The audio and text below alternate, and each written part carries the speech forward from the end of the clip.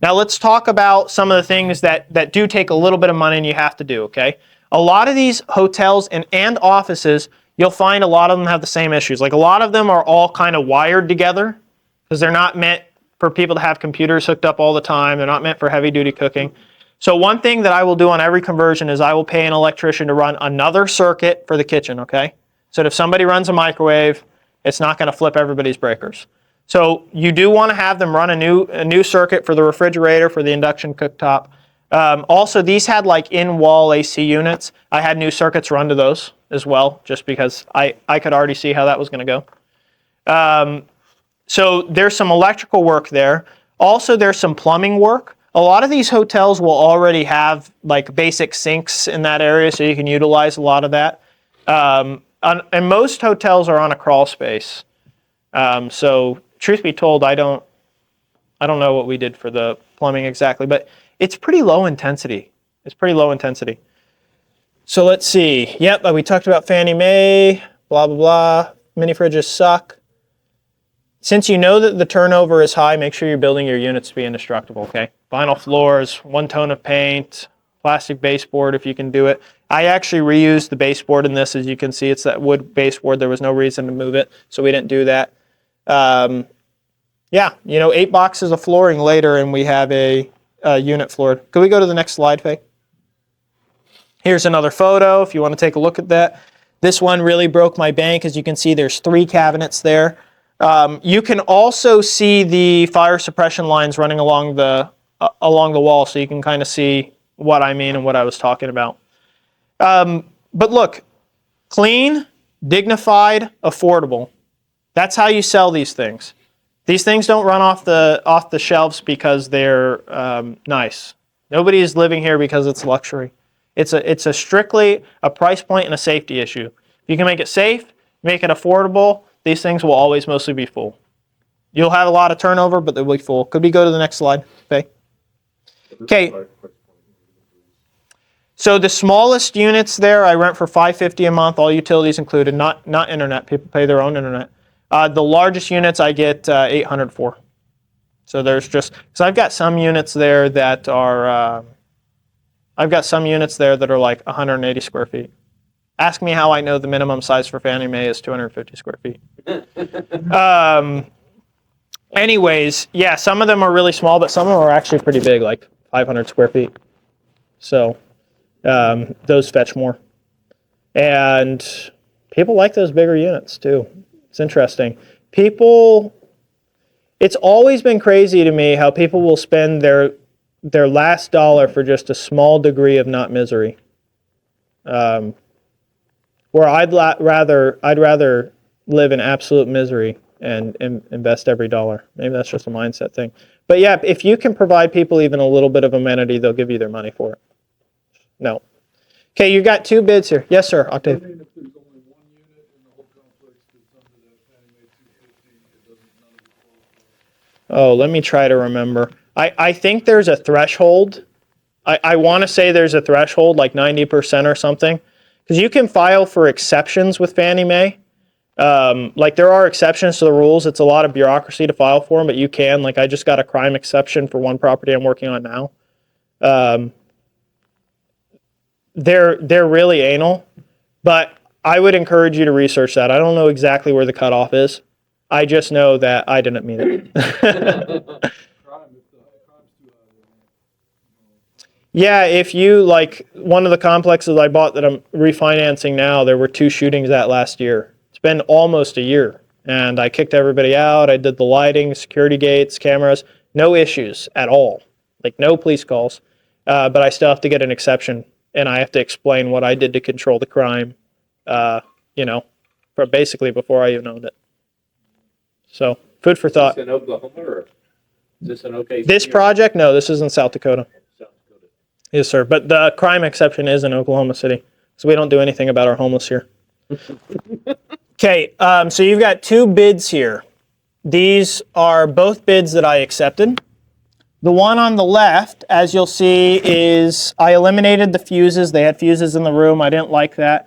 Not because I care about fuses, but because I didn't want to be waking up in the night to go change them when they burn out. Pull new circuits. and install new outlets. These are for kitchens, and 16, the lower level.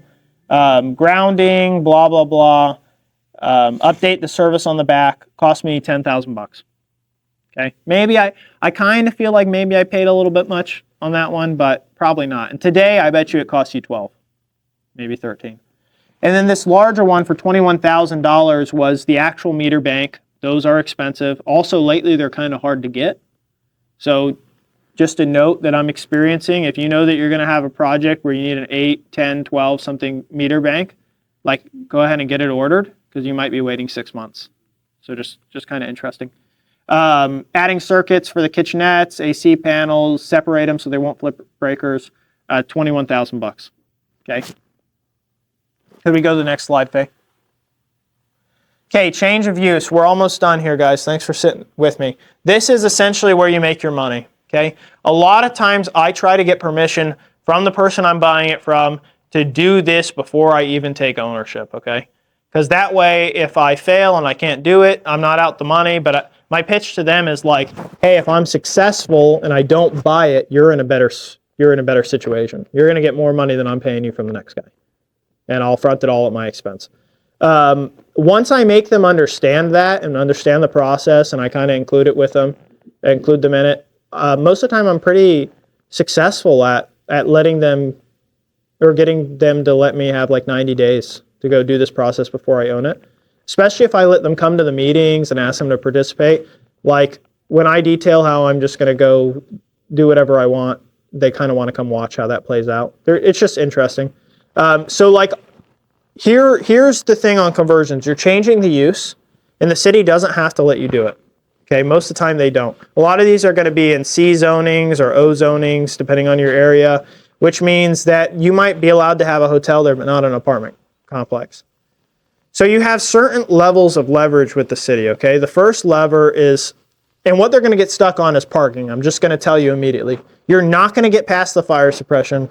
Don't even try. If you try to fight them on fire suppression, they're just going to write you off because it makes you look cheap. And they're just not going to do it. What you're going to fight them on is the parking. Hotels are required to have 1 parking space per unit. Generally, apartment complexes are required to have 2 parking spaces per unit. Every city has their own code, but generally that's true. So a lot of times you're going to run in, like this unit had 31 units, 31 parking spots. Okay? So they say, well, you're going to have to add parking. There's no way to add parking. So your first lever to pull on is the fact that you can essentially operate any hotel like an apartment complex anyway without changing the use. The only restriction is that I can't sign a year lease. Okay, I have to sign month-to-month leases because it can be an extended stay hotel. Okay, and if it's an extended stay, they can't stop me from putting kitchens in it. They can't stop me from doing all the same things I do as an apartment complex. All they can stop me from doing is not signing a year lease. And that's secretly a problem for me because if I can't sign a year lease, I can't do what? Did you say it? Who said it over here? Section 8. Also, yes, it hurts you on the financing because they don't understand that. They want to see year leases. But Section 8, you cannot rent Section 8 if you can't sign a year lease. Okay, so obviously you don't tell the city that, but what you do say is like, look, ultimately, I'm going to still have 31 parking spots, and I'm going to use it exactly like an apartment complex. All you're doing is hurting my value. And if you hurt my value, that means it's going to be more profitable for me to run it like a slumlord and post an ad saying no background checks necessary, $500 moves you in, sex offenders welcome, than it is for me to go spend the actual money to be fixing it up, making it look nice, making it be somewhere that somebody wants to live for a full year, right? So I tell them, you are encouraging me to turn Main Street into a crime center because I'm stuck with the building now. You know, they don't know whether I bought it or not. I say, I'm in a contract. I've got to buy this building.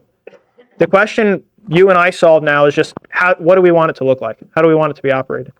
And most of the time, they're like, you know, can he do that? Is that legal? Yes, it is. So most of them get that, though, like, oh, yeah, no, you're right, I get it. It's going to be the same use. There's not going to be double the parking spots. We'll waive that requirement. they absolutely can waive that requirement. Sometimes they can make you do a planned unit development or something silly, but most of the time, these guys, there was no paperwork. It was pretty informal. They just said, yeah, that makes sense. Go ahead. They really didn't fight me that much, so I want to give them props for that. But that's your second lever is like, hey, I can fill this with all sorts of vagrants. Like, why don't you go talk to your chief of police and ask them where they would like, what part of the city they'd like 30% of their calls to be in. You know what I mean? So keep that in mind. This is where you make your money. If you successfully get this change of use, you've already made 70% of your money. Okay, we talked a little bit about the PUD. Has anybody done a PUD in here? Stands for Planned Unit of Development. I have not yet ran into a city that does not have provisions for PUDs. Okay, pretty much every municipality I've ever operated in will let you do a PUD. To put it in very childlike terms, a planned unit development allows you and the city to negotiate outside of the planning department and outside of the zoning code. I mean, the planning department's still very much involved, but if you go to develop something, you're going to open the code book, the municipal code, and it's going to tell you what the setbacks need to be, what the density needs to be for the amount of land, what the zoning is, how high the building can be, right? If you do a planned unit development, there's no rules. It's just basically, you got to be fire code and all that crap. They still got their piece, but it's whatever you and the city can agree on. Okay. Most of the time you're going to pay, there's every municipality I've ever been in, there's one attorney that does all the work for PUDs in that city. And if you don't pay that one attorney for his signature, your planned unit development doesn't get done. So learn from my experience, just hire the guy that's going to charge you 50% more because it's the only way it's going to get done. But anyways, food for thought. You can always do a planned unit development. At least that's my experience. Extended stay, sex offenders, yep. Be nice to the city, okay? I fought a lot of cities. I fought cities so viciously I had to move from that city. I have learned, an older, wiser Dakota has learned that you get further with honey than you do with vinegar. Don't come in expecting a fight before they give you one. You know what I mean? And even after they pick the first fight, probably don't rise to the occasion quite yet. Try to get them to see your side. Be reasonable, because I have bullied cities into submission and won the battle, and then had every project I've ever done after that be extensively audited and slowed down. You know what I mean? I actually once pressed charges for trespassing on a city building inspector and won. And he wasn't allowed to tour my property anymore. And then every building inspector that came after him followed the rules to a T, but lived on my properties. So, fun fact. Could we go to the next slide? This is kind of what it looked like before I changed the roof, but you can see this is just a small regular property. You wouldn't look at that picture and think that there's $1 million spread there, but they're pretty cool. Could I go to the next slide, please, Faye? Okay, here's the final numbers. I think this is the last slide. So I've got my promissory note here of where I bought the property, so you'll be able to see those terms in the first paragraph. 10-year note, 4.5%, 30-year loan. So let's talk through this. All this talking about, I put $566,000 into this property, okay? That includes my down payment. So my basis was effectively $1,466,000, okay? Just call it 1.5 for easy math. I'm into it 1.5. My principal, interest, taxes, and insurance are basically $6,300 a month. Management, utilities, repairs, and CapEx run me about 42%. At least my cash flow, $5,500, $6,200 a month, okay?